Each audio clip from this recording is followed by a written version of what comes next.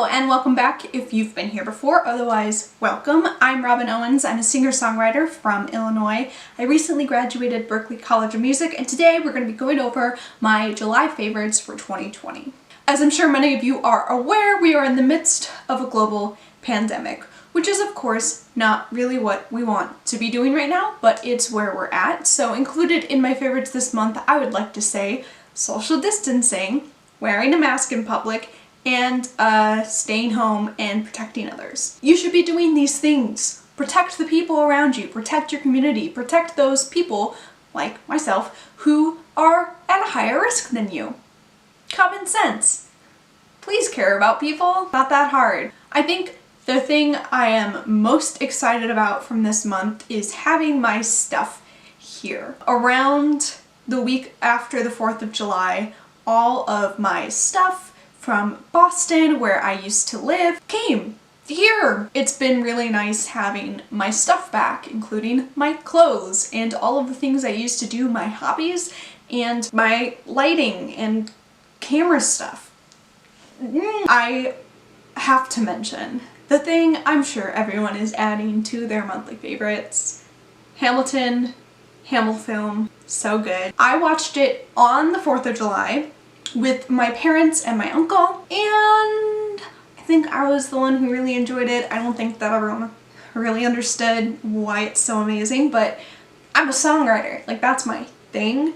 So there were times I cried just because it's so beautifully written. I was lucky enough to go see the Chicago cast a couple years ago, and it was amazing, but it was even more amazing I think seeing the original cast, although you do miss the magic of live theater, of actually being in the space and in the room, but it's absolutely spectacular. Shout out to my friend Maddie, whose Disney Plus account I was using to watch it. I will say I also really appreciated how it started a lot of discussions about the way that we view history and how some narratives, like especially slavery, were excluded from the musical, which then while Miranda the creator actually addressed. And since we're in the middle of a resurgence of the Black Lives Matter movement, and rightly so, obviously it brought a lot of attention to it, but I think that the dialogue is really good. If you don't follow my Instagram, you might not know, so I'll say it explicitly here.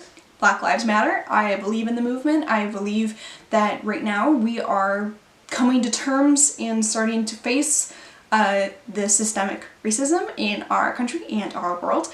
And personally, I am enraged by the whole situation. I also know that as someone who grew up in a very privileged position of both relative wealth and white privilege, I have contributed and benefited from it, and moving forward I hope to take steps to address that and to help dismantle it.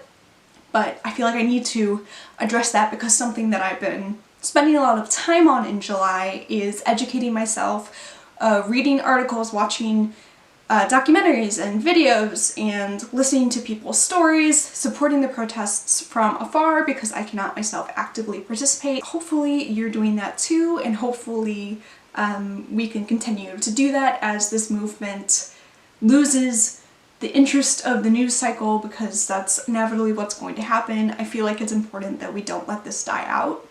As a lot of people have been saying, referencing Hamilton, this is not a moment, it's the movement, and I think that's really important. I say all of this not because I want a pat on the back or, you know, to be rewarded for doing the right thing, something that I already should have been doing, something that I feel like people who have white privilege just owe to the world, and especially to the Black community and all people of color. I say it because I know as a white person it is hard to be told that you have privilege and that you aren't doing enough. I never thought of myself as racist, but I was not being actively anti-racist, and that's what we need. So I share myself doing the work to make it more approachable for people who are intimidated by all of the work we have to do. Naturally, following that, I want to shout out some Black creators I've been loving. First up, D'Angelo Wallace. He recently blew up because of his Jeffree Star video, but I've actually been watching him since, I don't know when, probably a few months ago. I went through all of his content and now I anxiously wait for him to release more content. He is I don't know how to explain him. He's a commentary channel that I can really get behind because he has clearly just put so much thought and research into what he's saying, but he doesn't pull punches, and he is hilarious as he does so, and he's extremely self-aware. I don't have enough nice things to say about him. So highly recommend his content. I will link it down below. Another kind of commentary thing, Cordeezy does reactions to TikTokers. Apologies for saying the N-word or being racist. It is so funny, and it's astounding how people think they can A, get away with being racist now, and B, get away with not apologizing, even though they try to apologize. So I really recommend her. Her other content is also really great, but like that specifically. The last YouTuber I want to shout out in this People of Color highlight is Kenny JD, who does a series called Beauty and a Beat, where that's not true. Where she does a series called Movie and a Beat, where she does her makeup and talks about a bad movie. I got into her channel when I saw her do the Bratz movie, which is a terrible movie, but so good, but so cringy. I was so glad I got to like get the experience of rewatching it without actually having to, because it's that cringy. She's hilarious. Also, so good at makeup, so highly recommend her. There are two YouTube channels that are channels that I've been watching for a long time that I want to shout out because I recently started like re-binging their content. So the first one is Annika Victoria. She is a sewist from Australia and she is awesome. She does this channel called Make Thrift Buy, where she tries to recreate fast fashion using thrifted materials and sewing it herself to kind of tell her audience like, hey, you could do this. I recently watched her wedding dress video series and it was so cute. I'm here for all the wedding content. Actually recently got a new sewing machine, which is another one of my favorites. It was a graduation gift and love sewing. I'm so bad at it, but it's just such a fun creative thing that doesn't take a lot of my brain power like while I'm actually doing the sewing. Cutting out the patterns and all that does take time, but like thought, but the actual sewing doesn't. So that's been another one of my favorites. The other YouTuber that I have been re-binging all of their content is Catnip, who is a British Etsy store owner who makes some really, really cute stickers and pins and art prints. She recently moved studios and that's when her content like re-popped up in my feed and I love it. It's just so nice to put on and like draw to because it's just so comforting and cozy, and sometimes she's also drawing, but it's just her voice is calming, the music she uses is calming, and her videos have a really calming aesthetic. So calm is the word, I guess. That's another one of my favorites, drawing on my iPad. You might have seen if you watched my last video or this video, you were seeing my illustrations or captions or writing somewhere on the screen right now. I've been spending a lot of time drawing on my iPad. I am not a good artist, so anything you see that is an image has been traced and then colored in. I think that's cheating in the art world, but this is a hobby for me. So sorry, not sorry, because I'm enjoying it. Another favorite, while we've all been distancing now that I live in Chicago, which is very far from all of my friends from college and high school because my high school best friend doesn't live in the state anymore, is Netflix Party. It's a great way to hang out with your friends while you're social distancing. We like to watch terrible movies together because then we can actually like have something to talk about while we're watching them.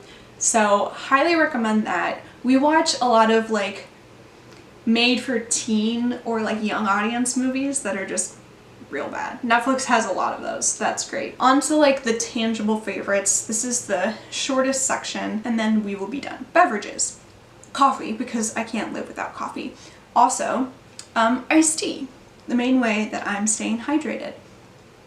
And then hot chocolate.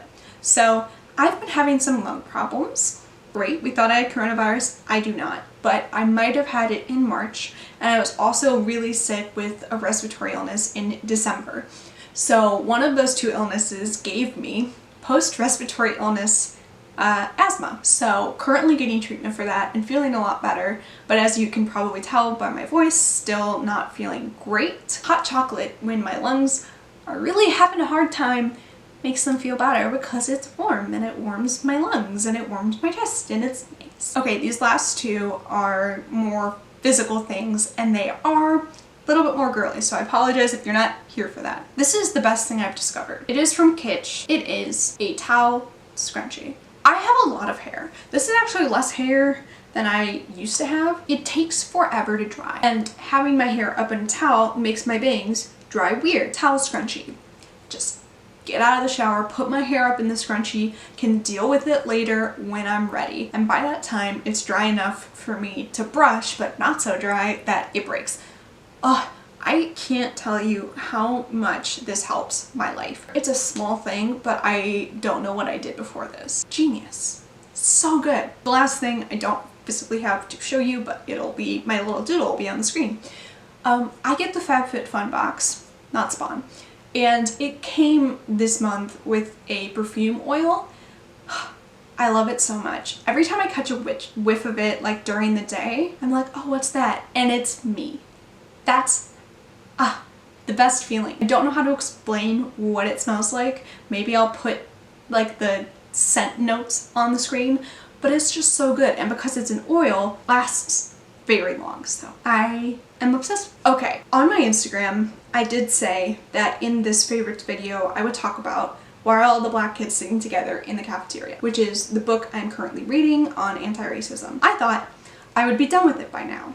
However, life had other plans for me, and I'm reading it much slower than I thought I would be. So I will have to talk about that at a later date. So that's my July favorites. Let me know if you have any favorites you'd like to share down below in the comments. I'd really appreciate that. Hopefully I will do these every month because it's for me to look back on. I say this in every video, but like these videos are for me. They're not really, like, no one watches them other than like my family and my friends, like some of them.